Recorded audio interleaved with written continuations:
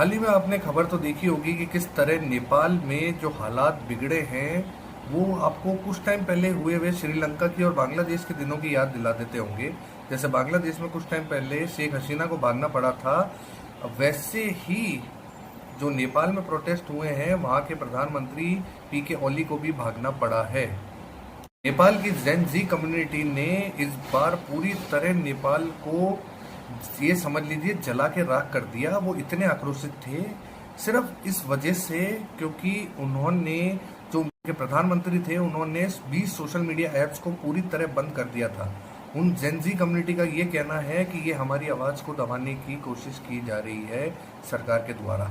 दूसरी चीज़ जो उन्होंने बताई है वो है भ्रष्टाचार, क्योंकि पूरी की पूरी फैमिली ही इस चीज में इंक्लूड हो चुकी थी कि पूरे ही घर वाले पॉलिटिक्स में आ गए थे। भाई साहब पूरे ही पॉलिटिक्स में अपने ही घर वाले, ना देश में तरक्की कुछ हो रही थी ना देश आगे बढ़ रहा था, तो एंड में भैया जनता ने धावा बोल दिया। सबसे ज्यादा हिंसा तब भड़की जब पुलिस वालों ने आंसू गैस के गोले छोड़े, जो कि हर जब दंगे भड़कते हैं तो पुलिस के पास यही एक चारा रहता है। लेकिन जब से ज़्यादा आक्रोश जब हुआ, जब भाई साहब यहाँ पे 20 लोगों की मौत हो गई, उसके बाद भीड़ ने आओ देखा ना ताओ, भाई साहब सीधा पार्लियामेंट जला दिया, होटलें जला दी, गाड़ियाँ फूंक दी। और बीच में खबर आ रही थी कि जो एक्स प्रधानमंत्री थे उसकी बीवी को भी मार दिया जान से। अब बाद में पता चला कि वो जिंदा है। तो ऐसे घबराओ मत, इतने बुरे नहीं है हमारे नेपाली। ये तो ठीक है भ्रष्टाचार में थोड़े आंडलो जैसी हरकतें कर दी, लेकिन देश नहीं जलाना था तुम्हें। तुम्हारी ही प्रॉपर्टी तुमने जला दी, अब दोबारा बनाओगे, पैसे कहाँ से लाओगे? ये तो चलो मजाक की बातें हुई, लेकिन एक बात है कि अगर देश की जनता चाहे तो बड़ी सी बड़ी सल्तनत को उखाड़ के फेंक सकती है। आज ये फिर नेपाल ने किया है, करके दिखाया है।